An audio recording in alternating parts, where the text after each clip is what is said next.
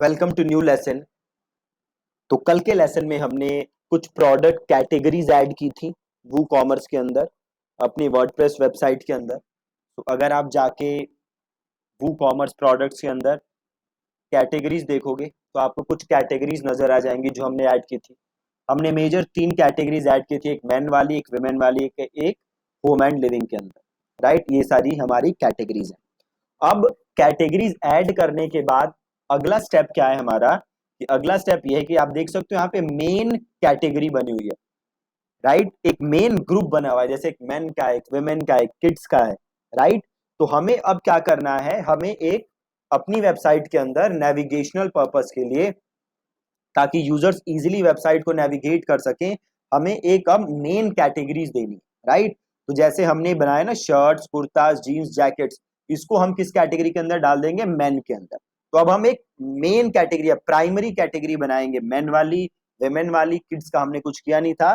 Then एक हम बनाएंगे होम एंड लिविंग वाली। राइट, तो हमें अब ये मेजर कैटेगरीज बनानी है। ठीक है, उसके बाद देखो हमारे पास दो ऑप्शन है, या तो जो हमारी मेजर कैटेगरी है उसको हम क्लिकेबल बना सकते हैं जैसा कि यहां है, या हम उसको नॉन क्लिकेबल बना सकते हैं। राइट, तो हमारे पास दोनों ऑप्शन है, हम दोनों करके देख लेंगे कि हम दोनों काम कैसे कर सकते हैं। राइट, तो पहला काम क्या है, ये मेजर प्राइमरी कैटेगरीज बनाना। तो ये प्राइमरी कैटेगरीज बनाने के लिए पहले मुझे बनाने होंगे पेजेस।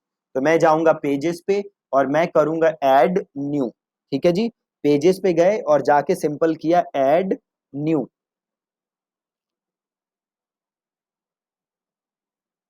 और यहां पे मैंने लिख दिया मेन, और इसको कर दिया मैंने पब्लिश।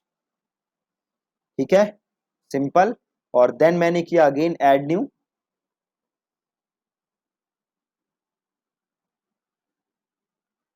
और इसको मैं कर देता हूं विमेन, और इसको भी कर देता हूं पब्लिश, और मैं करता हूं ऐड न्यू। फिर से एक नया करते हैं, और वो कौन सा करेंगे, वो करेंगे होम एंड लिविंग। ठीक है, होम एंड लिविंग, तो मैं करता हूं होम एंड लिविंग, और इसको भी कर देते हैं पब्लिश। ठीक है जी, तो हमने 3 पेजेस बना लिए। अब अगला काम क्या है, हमें बनाना है नेविगेशन मेन्यू। तो अब हम जाएंगे अपीयरेंस के अंदर, और हम गए मेन्यूज के अंदर। ठीक है, अपीयरेंस के अंदर, और देन हम गए मेन्यूज के अंदर। मेन्यूज के अंदर आ गए। अब हम पहला मेन्यू क्रिएट करेंगे, इसका हम नाम दे देते हैं हेडर मेन्यू, और इसको कर देते हैं हम क्रिएट। सिंपल हेडर मेन्यू हमने नाम दिया, और इसको हमने कर दिया क्रिएट। और जो भी हमने पेजेस बनाए थे, home and living, women, main, ये तीनों पेजेस उठा के मैंने कर दिया ऐड टू मेन्यू। बहुत ही सिंपल। और इसको थोड़ा शफल कर देते हैं, मैन, विमेन, और होम एंड लिविंग, और इसको कर देते हैं मेन, और इसको कर देते हैं सेव मेन्यू। और अपनी वेबसाइट पे आइए और यहाँ पे आके रिफ्रेश करिए।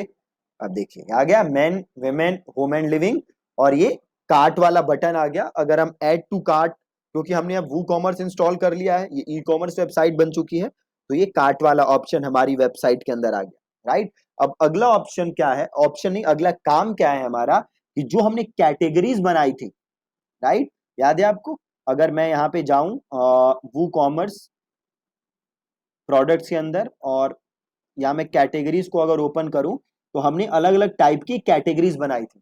राइट, तो जैसे हमने बनाया था जैकेट्स, जीन्स, कुर्ताज, शर्ट्स। तो अब हमें इन कैटेगरीज को इन मेन्यूज के अंदर डालना है, इनका सब मेन्यू बनाना है बेसिकली।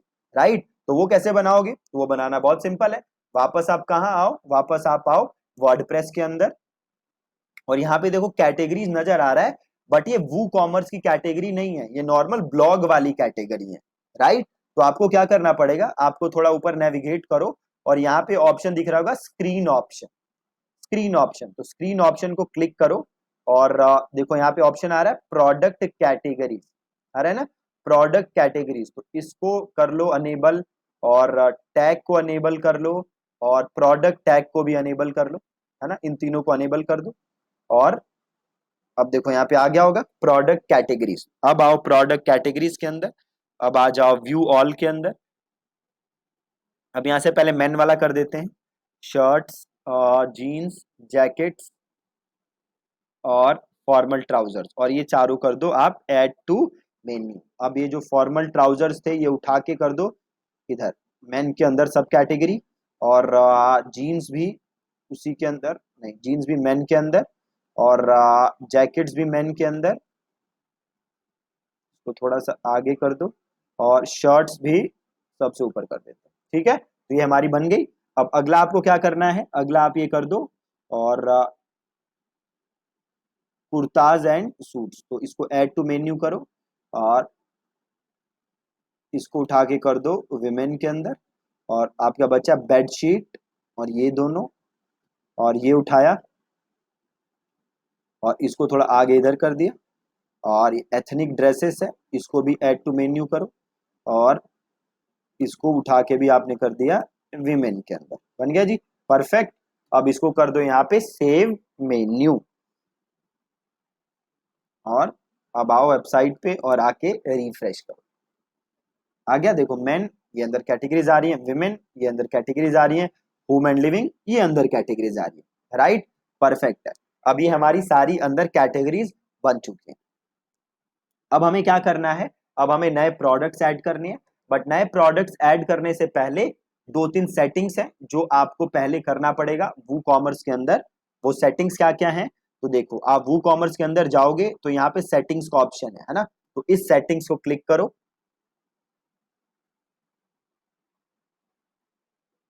और जैसे आप इस सेटिंग के अंदर आओगे तो सबसे पहले तो देखो आपको एड्रेस वगैरह दिख रहा है, राइट, तो आपको ये चेक कर लेना है कि ये जो मेन जो एड्रेसेस डले हुए हैं क्या ये सही है कि नहीं।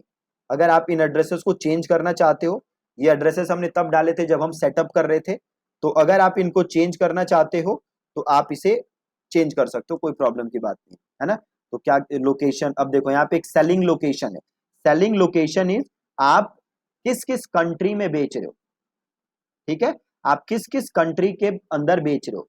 तो अभी हमारा देखो सेल टू ऑल कंट्रीज है, आप चाहो तो सेलेक्ट कर सकते हो कि भैया हम बस इस कंट्री में बेचेंगे, इसके अलावा और किसी कंट्री में नहीं बेचेंगे। तो अगर आप वो डाल दोगे कि भैया हम इस कंट्री में ही बेचेंगे, तो वो बाकी कंट्रीज के अंदर जब भी कोई प्रोडक्ट खरीदने की कोशिश करेगा तो वो खरीद नहीं पाएगा। शिपिंग लोकेशन, आप कहाँ कहाँ शिप करते हो, है ना, वो यहाँ से आप सेलेक्ट कर सकते हो। आ रहा है कस्टमर लोकेशन, जियो लोकेट मतलब उसका फैच कर लेगा ये डेटा कि वो कहाँ से कस्टमर ने रन किया है अपना वू कॉमर्स, या आपकी वेबसाइट पे कहाँ से लॉग इन हुआ है, तो वहां से वो जियो लोकेट कर लेगा उसको। करेंसी आपकी डली हुई है इंडियन रुपी जो भी है, आप यहाँ से देख सकते हो, और अगर आपको कुछ चेंज करना है तो आप चेंज करके सेव चेंजेस कर सकते हो।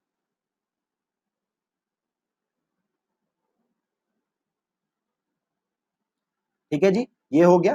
देन अगला ऑप्शन है टैक्स का, है ना, अगर आप टैक्स चार्ज कर रहे हो, राइट, जो भी आप प्रोडक्ट बेच रहे हो, तो अगर आप उस पर टैक्स चार्ज कर रहे हो, एक बार वापस हम जनरल पे आते हैं, देखो यहाँ पे अनेबल टैक्स का ऑप्शन है ना, तो मेक श्योर कि आपने ये टैक्स अनेबल किया हुआ है, ठीक है, और अगर आप कूपन यूज करोगे तो यहाँ से कूपन भी आपको अनेबल कर देना है, ठीक है। और अब हम वापस आते हैं टैक्स के अंदर। अब देखो यहाँ पे दो ऑप्शन दे रहा है कि क्या आप जो प्राइस है वो इंक्लूसिव ऑफ टैक्स रखोगे या प्राइस टैक्स के बिना रखोगे, मतलब आप जस्ट प्राइस लिख दोगे और वो कॉमर्स अपने आप टैक्स कैलकुलेट कर लेगा, राइट। देन ये पूछ रहा है कि जो टैक्स है वो किस चीज के बेसिस पे कैलकुलेट होगा, शिपिंग एड्रेस जो डालेगा यूजर उसके बेस पे कैलकुलेट होगा, या बिलिंग एड्रेस पे, या शॉप बेस एड्रेस, राइट, किस चीज पे कैलकुलेट होगा, तो ये शिपिंग एड्रेस हम रहने देते हैं। देन ये पूछ रहा है शिपिंग टैक्स क्लास, कि जो शिप आप करोगे वो कैसे टैक्स लगाओगे, तो बेस्ड ऑन कार्ट आइटम, तो जो जो प्रोडक्ट उसने कार्ट में ऐड किए हैं उसके बेस पे लगाओगे, या स्टैंडर्ड रेट, जैसे आप एक स्टैंडर्ड टैक्स रेट लगा दोगे 10% 20%, जो भी टैक्स है आप वो लगाओगे, या रिड्यूस रेट, या कोई रिड्यूस रेट आपको लगाना है, कम करके लगाना है, या जीरो रेट आपको जीरो टैक्स लगाना है, तो हम ले लेंगे स्टैंडर्ड रेट। अभी इंडिया में जो है जीएसटी है ना, वो 18% जीएसटी है, सीजीएसटी और आईजीएसटी के बीच में, है ना, 9% करके जो लगता है। आप अपने एक बार टैक्स कंसल्टेंट से राय ले सकते हो कि एग्जैक्ट कैसे रेट उन्हें लगाना है, राइट। हम यहाँ पे जीएसटी सिंपल 18% लेके चलते हैं। तो मैं यहाँ पे स्टैंडर्ड ले लेता हूँ, ठीक है। देन ये पूछ रहा है कि प्राइजेस को कैसे दिखाना है, टैक्स के बिना दिखाना है या इंक्लूडिंग टैक्स दिखाना है। तो मैं यहाँ पे एक्सक्लूडिंग टैक्स ले लेता हूँ और display prices during cart and checkout. तो कार्ट और चेकआउट के दौरान कैसा प्राइस दिखाना है, बिना टैक्स के या विद टैक्स। तो वो बेस्ट रहता है कि आप टैक्स के साथ दिखाओ, वही बेस्ट रहेगा, राइट। और इसको आप कर दो यहाँ से सेव चेंजेस। मैंने पूछा डिस्प्ले टैक्स कैसे दिखाना है, आइटम वाइज दिखाना है या एज अ सिंगल टोटल दिखाना है। तो इसको आप कर दो सिंगल टोटल, राइट, कि जो भी टोटल प्राइस है उसका एक टैक्स बन के आ जाएगा। और देन देखो यहाँ पे एक ऑप्शन है स्टैंडर्ड रेट, है ना। तो यहाँ से आप क्या कर सकते हो, जो भी आपका टैक्स रेट है वो टैक्स रेट यहाँ से आप एंटर कर सकते हो। तो आप देख सकते हो यहाँ पे अब आप टैक्स के अंदर आप अलग अलग टैक्सेस ऐड कर सकते हो, कंट्री कोड डाल सकते हो, स्टेट कोड डाल सकते हो, टैक्स लिख सकते हो, जो भी रेट है। तो अब आपको यहाँ पे एक सिंपल सा काम करना है, वू कॉमर्स की एक फाइल है जिसे कि हम यहाँ पे इंपोर्ट करेंगे और उस फाइल की हेल्प से अपने आप सारे टैक्सेस यहाँ पे आ जाएंगे। तो आपको सिंपल आके गूगल पे सर्च करना है GST WooCommerce tax rate CSV file, ठीक है। आप सिंपल ये सर्च मार दो और आपको यहाँ से वो फाइल मिल जाएगी। जैसे ये सबसे ऊपर लिंक आ रहा है, मैं लिंक नीचे डाल दूंगा तो आप ये वहां से ले सकते हो। तो यहाँ से मैं ये फाइल डाउनलोड कर लेता हूँ, राइट। ये एक्सेल फाइल डाउनलोड हो चुकी है, मैं इसका लिंक दे दूंगा आपको, तो आप वहां से ये फाइल यूज कर सकते हो। तो अब यहाँ पे ऑप्शन आ गया इंसर्ट रो, है ना, और यहाँ पे देखो ऑप्शन है इंपोर्ट CSV। तो मैं सिंपल क्लिक करता हूँ इंपोर्ट CSV और इसको मैं यहाँ से लीव करता हूँ। और ये कह रहा है फाइल चूज करने के लिए, तो मैं यहाँ से फाइल चूज करता हूँ और मैं सिंपल जाता हूँ डाउनलोड के अंदर और यहाँ से मैं ये यहाँ पे डाल देता हूँ सिंपल और अपलोड फाइल एंड इंपोर्ट, ठीक है। आ गया यहाँ पे आके देख लो व्यू टैक्स रेट, ठीक है जी। अब अगर आप स्टैंडर्ड रेट्स पे आओगे तो देखो यहाँ पे आ रहा है, और ये जो कंपाउंड है इसको आपको अनचेक कर देना है, राइट। इसको आपको चेक नहीं रखना, इसको आपको अनचेक कर देना है और आपको नीचे आना है और आपको सिंपल कर देना है सेव चेंजेस, राइट। अब यहाँ देखो आप अलग अलग GST रेट लिखे हुए हैं, 12%, 6%, है ना। स्टेट कोड वाइज रेट लिखे हुए हैं।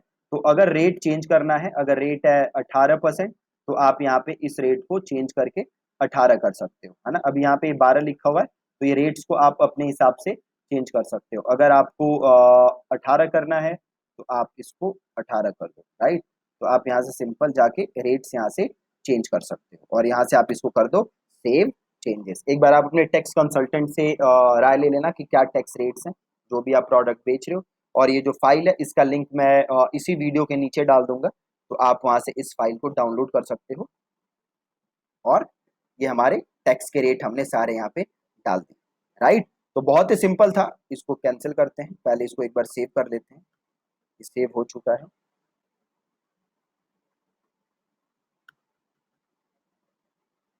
हाँ सेव हो चुका है। एक सेकंड यहाँ पे हम रुकते हैं ताकि ये डिस्कार्ड ना हो जाए। नॉट श्योर, ये बार बार एक बार इसको लीव ही करके देखते हैं क्या होता है। अगर हट गया तो हमें दोबारा डालना पड़ेगा। तो एक बार वापस जाते हैं टेक्स्ट के अंदर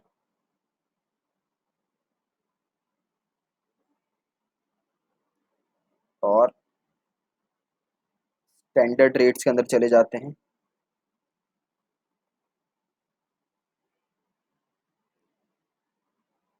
हाँ ये रेट यहाँ से चेंज नहीं हुए थे, ठीक है। तो आप वहां से अगेन रेट्स को चेंज कर सकते हो,